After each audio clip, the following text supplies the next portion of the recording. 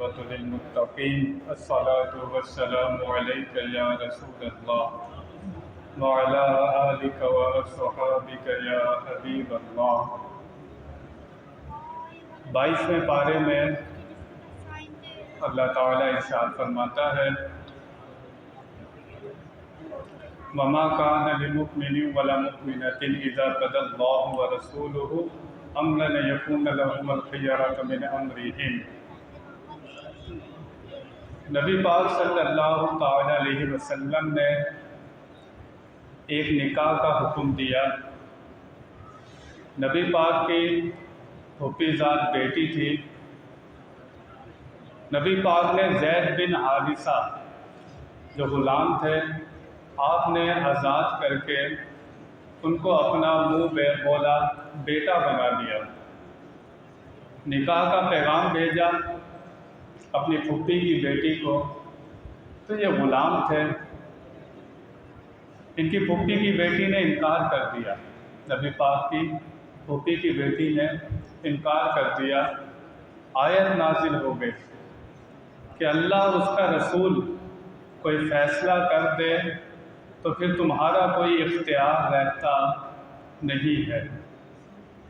جب یہ آیت اتری، جب ان کی بیٹی کو سنائی گئی، پھوپھی کی بیٹی کو، کہا حضور یہ حکم ہے؟ فرمایا ہاں یہ حکم ہے۔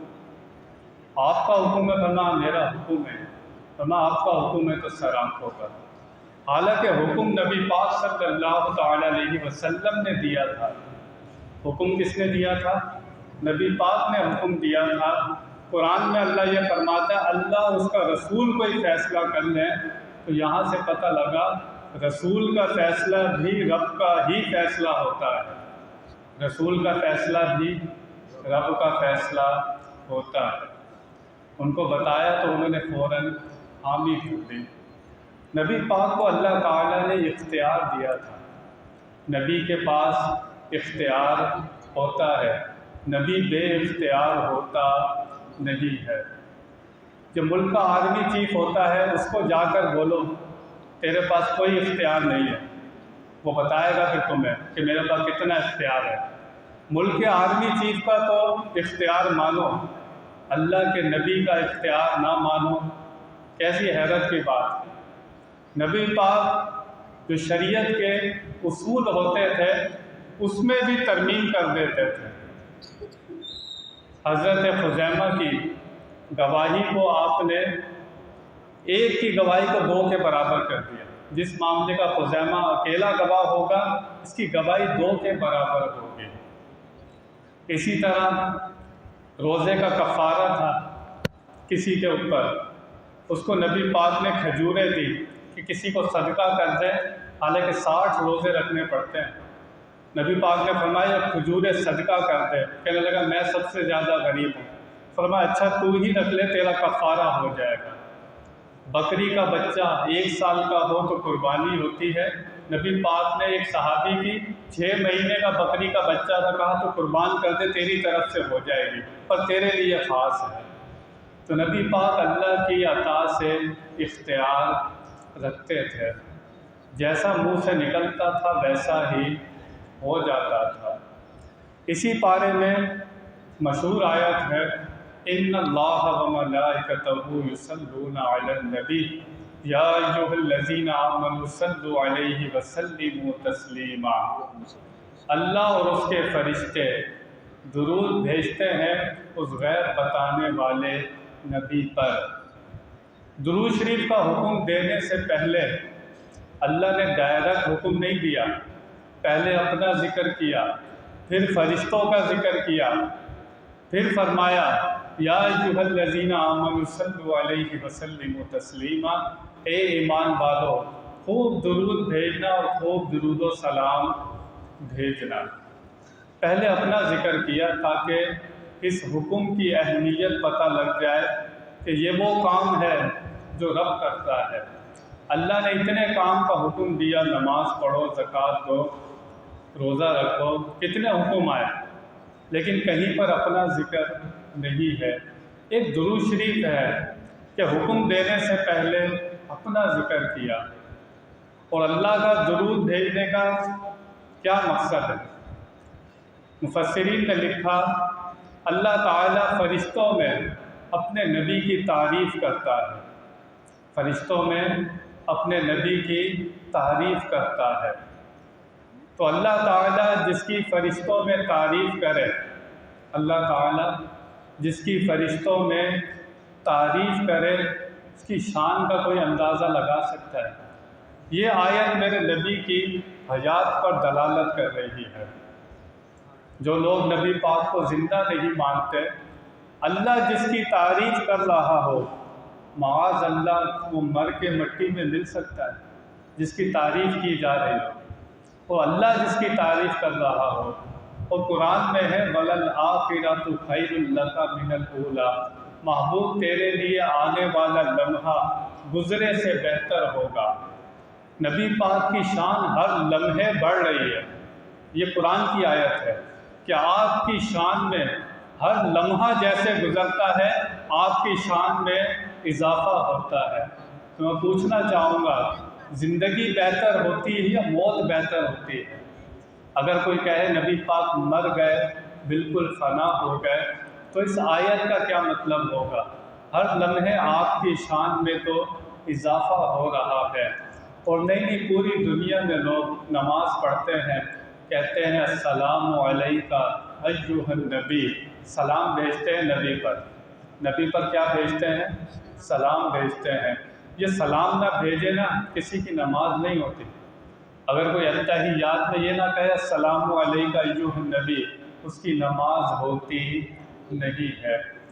اور سلام کا اصول ہے، سلام اس کو کیا جاتا ہے جو سنے سن کر جواب دے، یہ سلام کا قانون ہے۔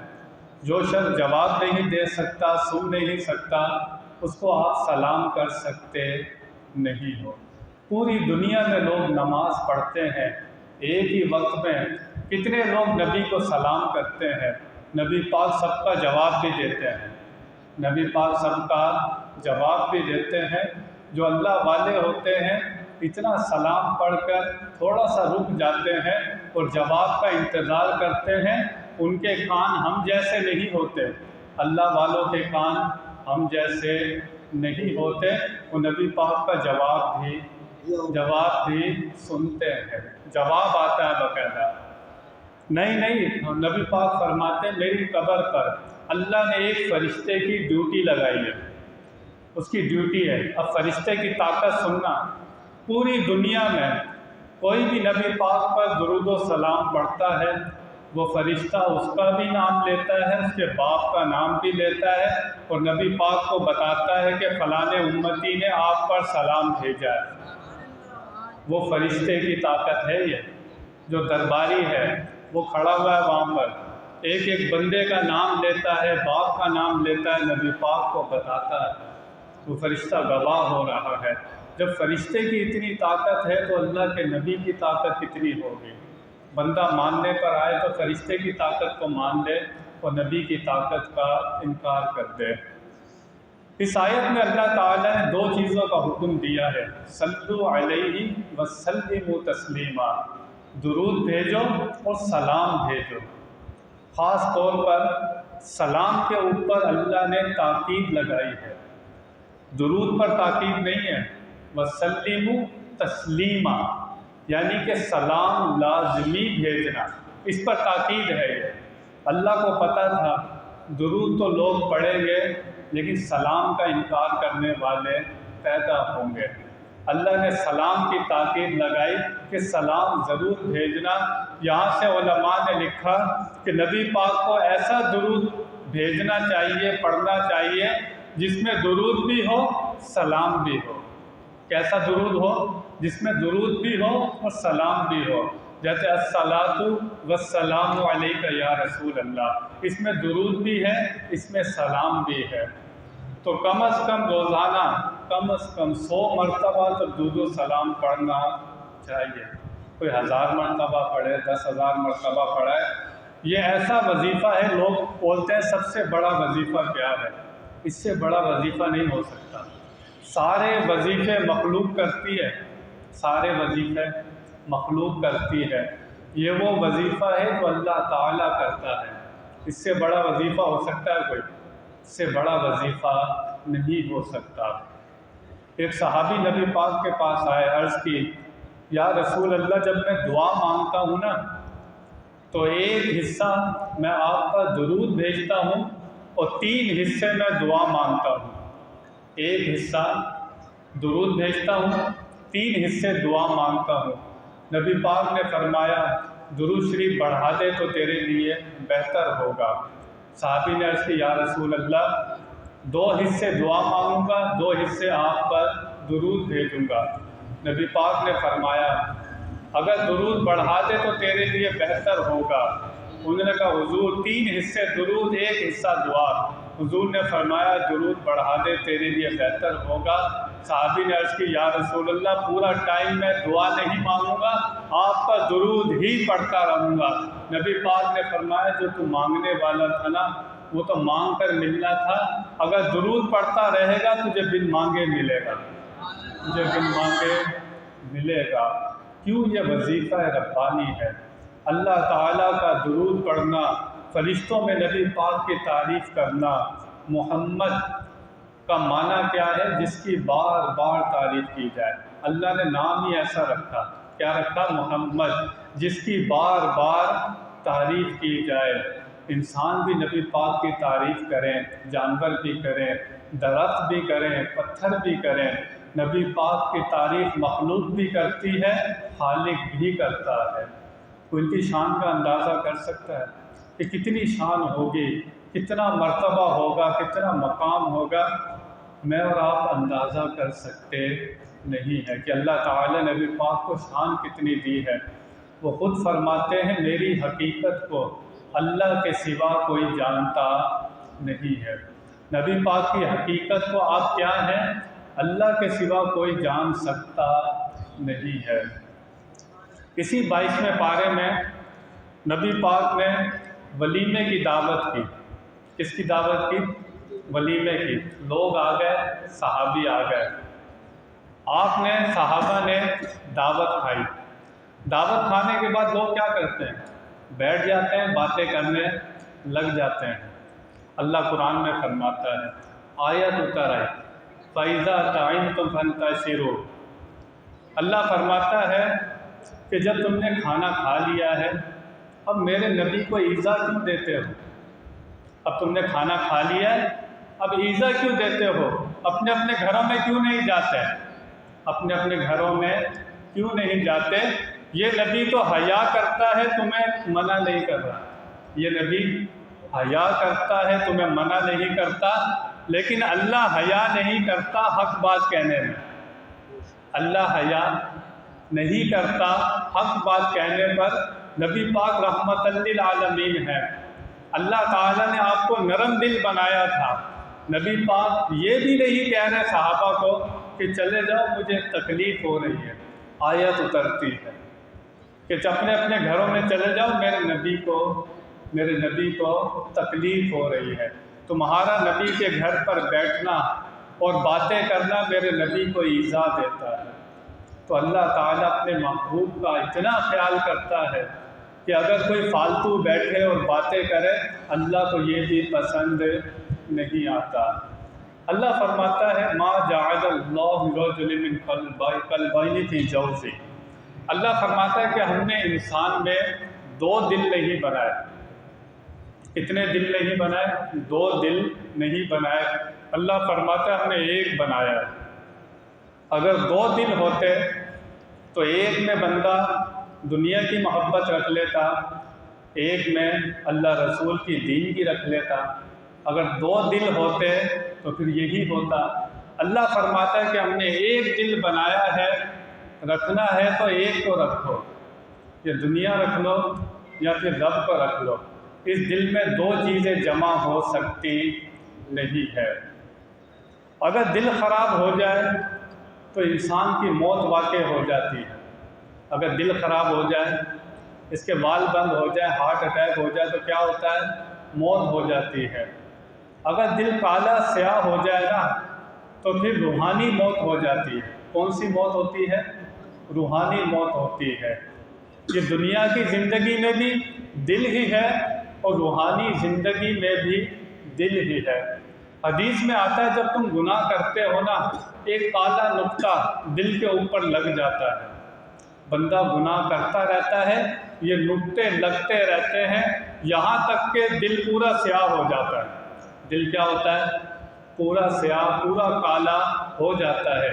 جب یہ دل کالا ہو جائے نا، اس پر ہدایت اثر کرتی، کسی کی نصیحت اثر کرتی، قرآن اور اللہ رسول کی باتوں میں مزہ آتا نہیں ہے، دل پر اثر نہیں ہوتا۔ اب دل کالا ہو جائے تو دل دھلے گا کیسے؟ اب سوال تو یہ ہے، دنیا میں کوئی چیز میلی اور خراب ہو جائے، آپ اس کو دھو لیتے ہیں، سرف سے دھو لیتے ہیں، صاف کر لیتے ہیں، جب دل کالا ہو جائے تو یہ صاف کیسے ہوگا؟ یہ توبہ کے پانی سے صاف ہوتا ہے۔ کس کے پانی سے؟ توبہ کے پانی سے۔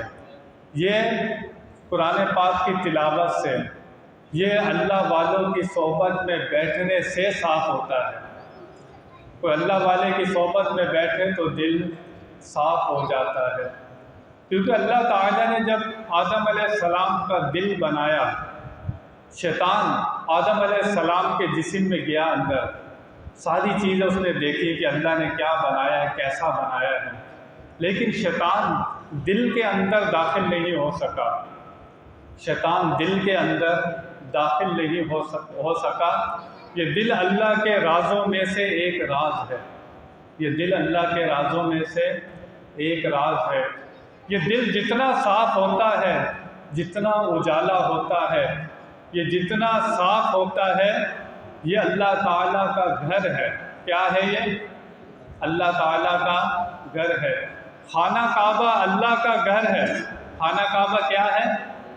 اللہ کا گھر ہے، لیکن اللہ نے یہ نہیں کہا کہ میں خانہ کعبہ میں ہوتا ہوں، کہیں نہیں فرمایا کہ میں خانہ کعبہ میں ہوتا ہوں، لیکن حدیث اٹھاؤ، اللہ فرماتا ہے میں ساتوں آسمانوں میں نہیں سما سکتا، ساتوں زمینوں میں نہیں سما سکتا، سمانا چاہوں تو اپنے بندے کے دل میں سما جاتا ہوں۔ قلب المؤمن عرش اللہ تعالی علیہ، مومن کا دل اللہ کا عرش بن جاتا ہے، مومن کا دل اللہ کا عرش بن جاتا ہے۔ پر یہ کیسے بنتا ہے؟ جو اللہ والے ہوتے ہیں، اللہ کے دوست ہوتے ہیں، ان کا دل اس کا گھر ہوتا ہے۔ وہ کیا کرتے ہیں؟ اس دل کو صاف کر لیتے ہیں۔ کیا کرتے ہیں؟ اس دل کو صاف کر لیتے ہیں۔ دل سے صاف ہونے سے مراد کیا ہے؟ اس دل میں کسی کے لیے حسد، نفرت، بغض و عداوت وہ نہیں رکھتے۔ یہ انسان کے دل کو سیاہ کرتی ہیں۔ وہ کسی مسلمان کے لیے اپنے دل میں میل رکھتے نہیں ہیں، وہ اپنے دل کو صاف رکھتے ہیں۔ نبی پاک بیٹھے ہوئے تھے آخری بار مسجد نبوی میں، نبی پاک نے فرمایا جو دروازے سے ابھی داخل ہوگا وہ جنتی ہے۔ کیا فرمایا؟ جو ابھی دروازے سے داخل ہوگا وہ جنتی ہے۔ ایک صحابی داخل ہوئے، ایک صحابی داخل ہوئے، صحابہ نے کہا بڑے خوش نصیب ہیں کہ نبی پاک نے فرمایا جو دروازے سے داخل ہوگا وہ جنتی ہے، وہ صحابی داخل ہوئے۔ دوسرے دن نبی پاک نے پھر فرمایا کہ جو ابھی دروازے سے داخل ہوگا وہ جنتی ہوگا، وہی صحابی دوسرے دن پھر داخل ہوئے۔ تیسرا دن بھی آیا، نبی پاک نے فرمایا جو اب دروازے سے داخل ہوگا وہ جنتی ہوگا، وہی صحابی تیسرے دن بھی داخل ہوئے۔ حضرت عمر فاروق کے بیٹے عبداللہ بن عمر کو بڑی حیرت ہوئی کہ یہ صحابی کون سا ایسا عمل کرتا ہے کہ نبی پاک 3 دن تک ان کو جنت کی بشارت دیتے رہے۔ ان کو جستجو ہوئی کہ میں ان سے جا کر پوچھوں یہ کون سا ایسا عمل کرتے ہیں۔ عبداللہ بن عمر دروازہ کھٹکھٹایا، اس صحابی کے گھر پر چلے گئے، کہنے لگے کہ میرے اپنے والد سے تھوڑی لڑائی ہو گئی ہے، میں آپ کا مہمان بننا چاہتا ہوں، میں آپ کا مہمان بننا چاہتا ہوں۔